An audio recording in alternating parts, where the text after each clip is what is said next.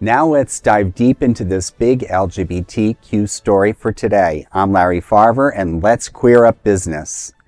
Meta closes diversity inclusion program and removes LGBTQ pride theme from the app.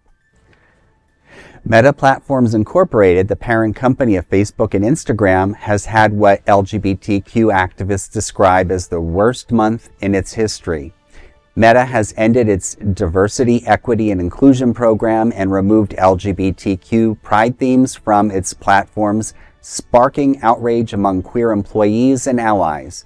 The decision follows similar moves by companies like John Deere and Walmart.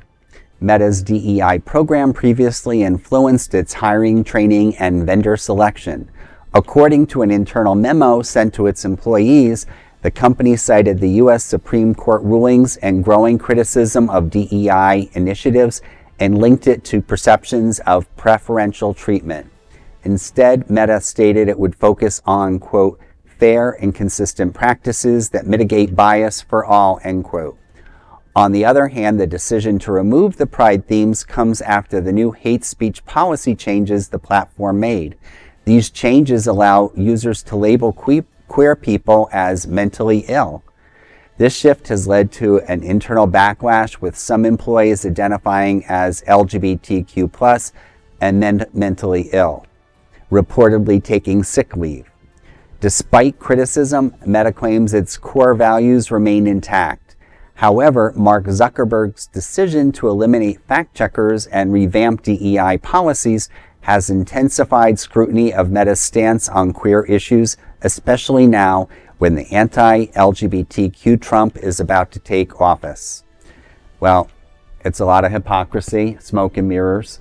It's disgusting. Without naming companies, I've seen that in some circles that I am in outside of the studio, and it's disappointing. I was privileged, 5 years ago to work in the New York greater New York City area in New Jersey, and worked for many companies for over 20 years where pride was always part of the celebrations. Yeah. So it's going to really be interesting to see if there's an opportunity with the elimination of many DEI departments, if other groups besides our community are cut out, and maybe it'll be an opportunity for us to unite with other communities outside of our LGBT community to have a voice and hopefully turn some things around. I feel like there's like a big fire happening over there that we're not aware of yet. Yes. They've made so many changes. We highlighted some of them there. He moved some of his workers from California to Texas.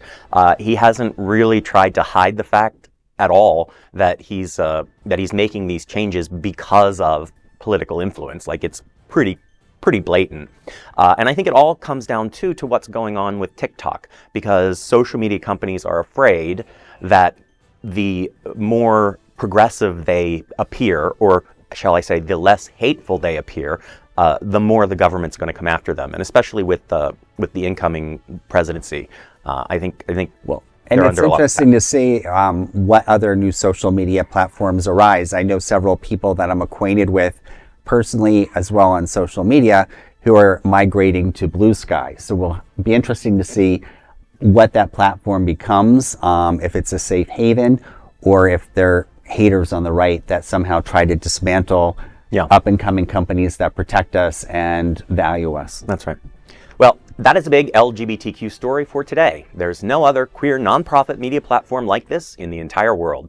Support our LGBTQ stories by subscribing and sharing Queer News Tonight.